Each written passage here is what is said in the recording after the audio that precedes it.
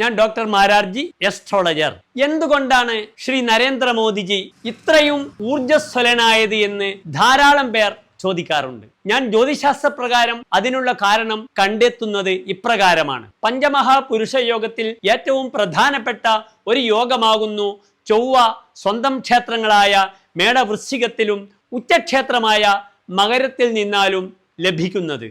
ഇവിടെ അദ്ദേഹത്തിന്റെ ജാതകത്തിൽ വൃശ്ചികം ലഗ്നമായി ലഗ്നത്തിൽ നിൽക്കുന്ന ചൊവ്വയാണ് ഈ ഊർജ്ജസ്വലത അദ്ദേഹത്തിന് പ്രദാനം ചെയ്യുന്നത്.